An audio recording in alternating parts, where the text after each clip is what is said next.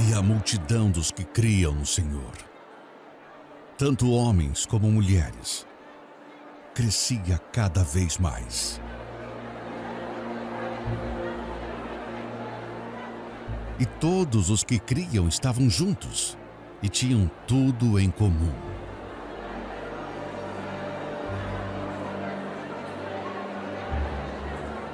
E crescia a palavra de Deus, e se multiplicava muito o número dos discípulos. Também muitíssimos obedeciam à fé. E até as cidades circunvizinhas concorria muita gente, trazendo enfermos e atormentados de espíritos imundos, os quais eram todos curados.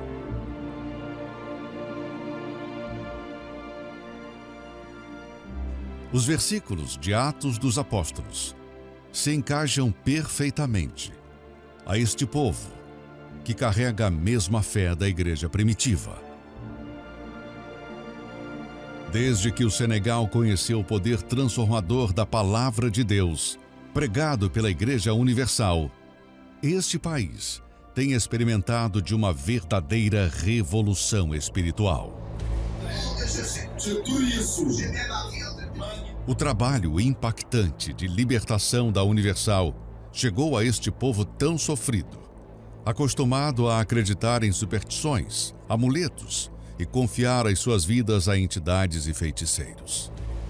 E com isso, chegam todos os dias às igrejas pessoas sobrecarregadas, oprimidas e atormentadas por espíritos malignos. E é neste momento que elas descobrem o nome daquele que está acima de todo o nome, que é capaz de livrá-las de todos os seus sofrimentos. O nome do Senhor Jesus.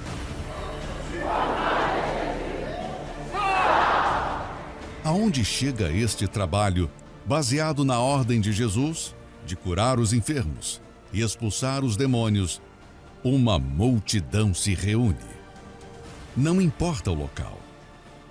A obra de Deus se desenvolve neste país de forma impressionante. Uma vez libertos do mal, os senegaleses passam a ter uma sede insaciável pela palavra de Deus, do Deus invisível, mas que habita com o contrito e abatido de espírito. Mas nem todos veem essa obra com bons olhos. Como na igreja primitiva, junto com o crescimento, vem o incômodo. Trabalho de libertação e transformação, que ameaçou também os poderes invisíveis e ocultos das trevas. A perseguição que até então se restringia ao ambiente familiar dos novos convertidos se estendeu a ataques diretos contra a Igreja Universal. Em 2011, a Igreja sofreu sua maior perseguição no país.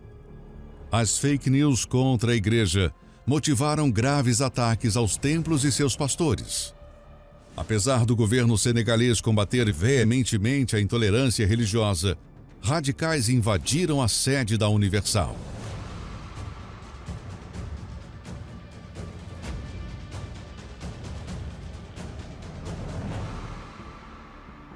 Extremistas transformaram o local em um verdadeiro cenário de destruição, quebrando e queimando tudo o que encontraram.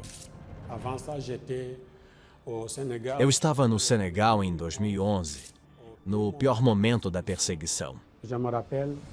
Lembro-me bem, era por volta das 21 horas que eles atacaram a igreja. Eles começaram atirando pedras nas janelas da igreja e depois atearam fogo. Ficamos cercados, não conseguimos sair. Fiquei tonto, porque o fogo era muito forte em toda parte. Rapidamente, a gente pegou as mulheres e crianças e levamos para o segundo andar. E eu e o pastor ficamos observando o que acontecia através de uma janelinha da igreja. Eles estavam quebrando tudo e arrancando tudo, as cadeiras, os assentos, e começaram a queimar tudo. E a única coisa que ouvimos naquele momento foi: "Vamos matar vocês." E houve um momento em que eles chegaram onde estávamos e nos cercaram com facas. E naquela situação eu fiz minha última oração, porque eu tinha certeza que iriam nos matar.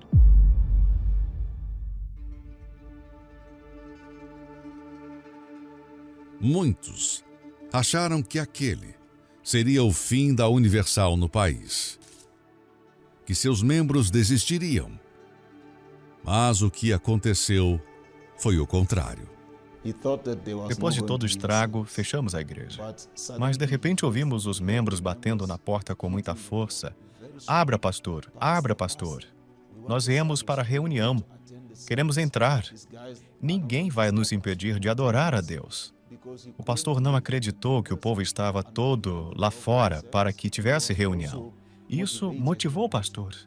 Ele foi, abriu as portas e a multidão entrou, mesmo tudo escuro e sem cadeiras. E ele começou a reunião. Antes mesmo da igreja ser reconstruída, os cultos foram retomados. Ninguém se permitiu parar. Tudo isso só me deu forças para me entregar ainda mais para Deus. É como se Ele tivesse usado aquilo para me dar mais forças para eu perseverar na minha fé. O fogo que eles atearam na igreja só fez aumentar o fogo dentro de nós.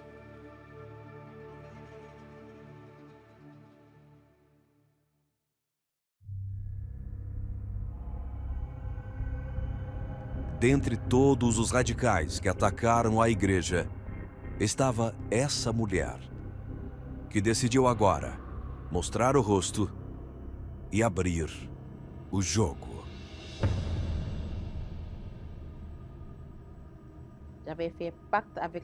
Eu fiz um pacto com o diabo, com um derramamento de sangue. O diabo me prometeu poder. Eu também pertencia a um grupo radical. No total éramos 10, mas eu era a única mulher. Nosso objetivo era sair para encontrar cristãos e agredi-los. Eu tinha ódio mortal dos cristãos.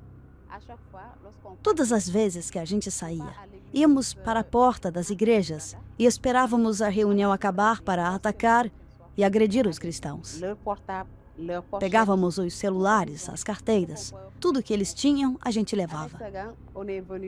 E com essa gangue, decidimos atacar a Igreja Universal, porque eu odiava essa igreja, eu odiava esse lugar.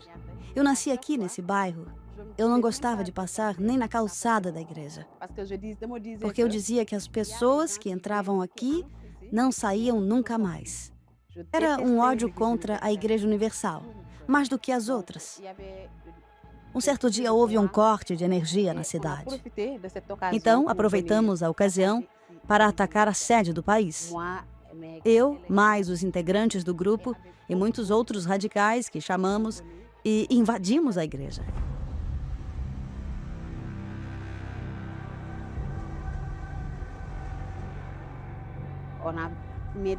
Fizemos uma bagunça, ateamos fogo, queimamos tudo. Eu, pessoalmente, rasguei a Bíblia que estava em cima do altar.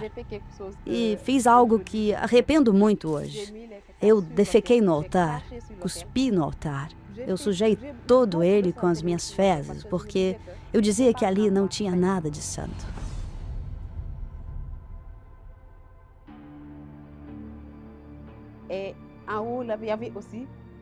E em cima do altar tinham 2 pastores. Eu, com muita raiva, peguei os celulares deles e fiz eles tirarem todas as roupas e deixei eles completamente nus. Eu estava com meus comparsas. Só não conseguimos tirar a vida deles. Mas fizemos muita bagunça. Não sobrou nada, nada, nada. Antes que a polícia aparecesse, destruímos tudo.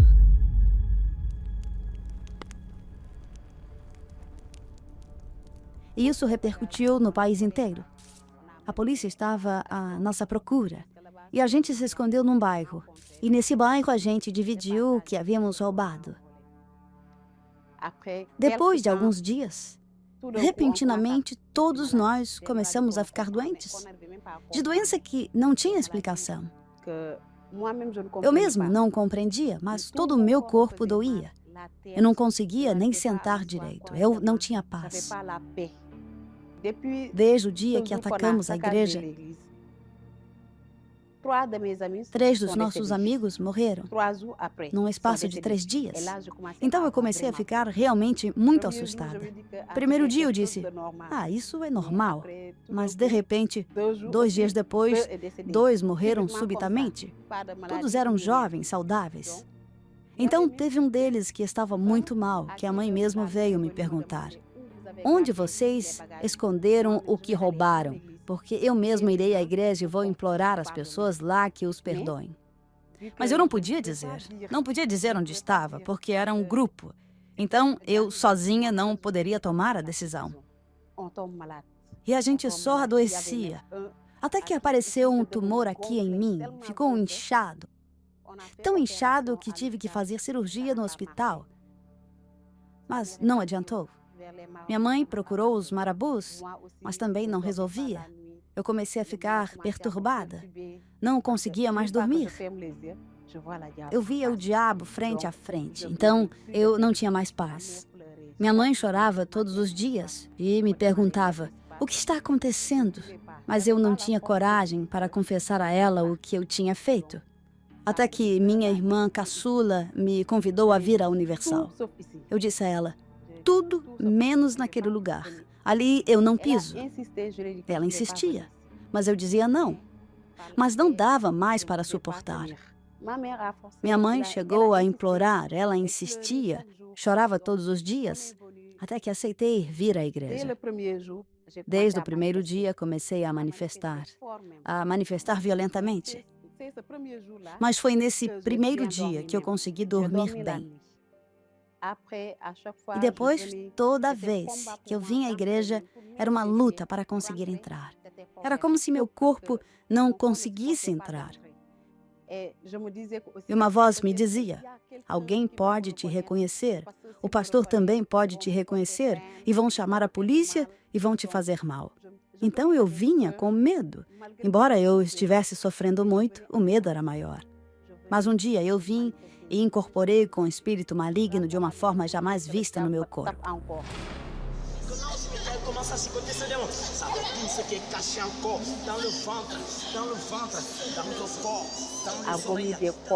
Eu vomitei chifres, búzios, carne crua, coisa que eu mesmo não imaginava que poderia estar no estômago de alguém.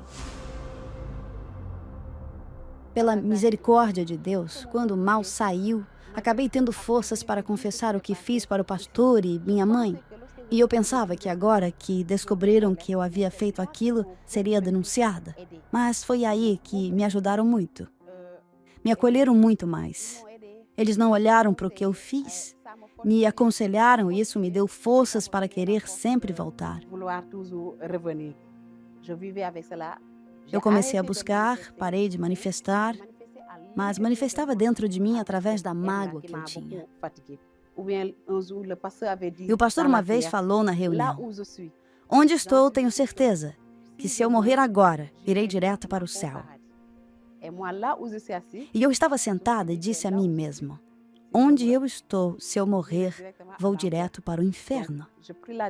Então tomei a decisão de querer também ser como pastor, de ter a garantia de onde estivesse, se morresse, ter a certeza da salvação. Foi aí que comecei a buscar a Deus de toda a minha força. E de toda a minha força, tomei a decisão de perdoar. Eu tinha que perdoar meu pai, que me machucou muito.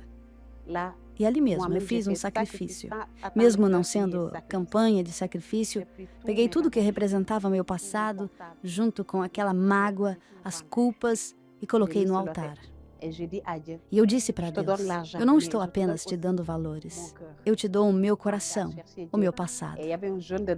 E teve o jejum de Daniel, e eu fiz o jejum. E no domingo eu assisti todas as reuniões, de 6 da manhã até as 18 horas, porque eu dizia: eu quero Deus na minha vida. Eu me humilhei e me deitava na terra. Eu fiz tudo o que era possível para que ele me aceitasse como filha. Até que Deus me respondeu: O Espírito Santo desceu na minha vida. E esse dia foi um dia inesquecível. Um dia que eu nunca vou me esquecer. Desde esse dia, eu tive a certeza da salvação da minha alma. Mas foi aí que os problemas vieram com força. E eu passei de perseguidora para perseguida, desde quando eu tomei a decisão de seguir Jesus. Minha família virou as costas para mim. O irmão mais velho, minhas irmãs, meu pai, todos cortaram os laços de sangue comigo. Meu próprio pai me disse: "Você não é mais minha filha. Nunca te conheci." Meus irmãos e irmãs não falavam mais comigo. Ninguém falava. Eu vinha para a igreja, voltava para casa e não deixavam comida. Não me davam nada para eu comer. Para eu conseguir comer, eu ia nos restaurantes da cidade e pedia as sobras para não ficar com fome. E aquele grupo radical que eu pertencia também passou a me perseguir. Como eu era quase a cabeça do grupo, eles disseram: "Nós viemos, saqueamos e atacamos e agora você está neste mesmo lugar?" Então, toda vez eles me mandavam mensagem me proibindo de vir, me ameaçavam, mas eu não cedia às ameaças e continuava vindo. E aí chegou um dia que, na volta da reunião de quarta-feira, indo para casa, eles me atacaram. E ficaram à minha volta e eu fiquei cercada e disseram: "Você vai parar ou não de ir à igreja?" Então começaram a me espancar com paus, me machucaram em toda parte do meu corpo. E para piorar, a minha própria irmã me esfaqueou no estômago por causa da igreja. Porque ela havia me proibido de ir, mas eu continuava indo todas as vezes. Um dia eu estava voltando da igreja para casa e ela disse: "Eu já te falei para você parar de ir e você não me obedece." Ela não deixou nem eu responder. E veio com uma tesoura e golpeou na minha barriga. E foram os pastores e obreiros que me socorreram e me levaram ao hospital.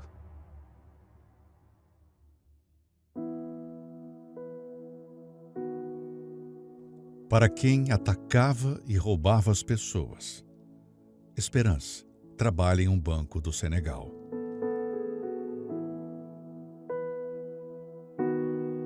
Hoje está como obreira e serve a Deus no mesmo lugar que ela um dia atacou.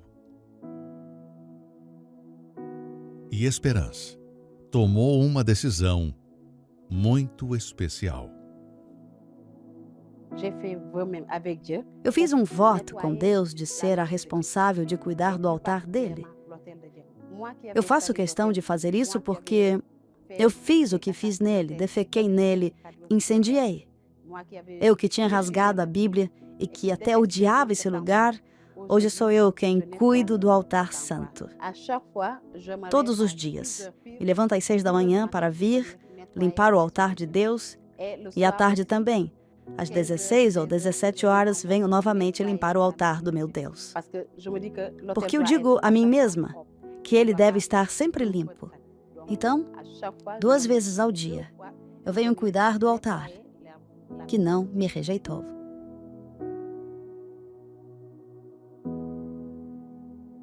Quem poderia imaginar que haveria esperança para a esperança?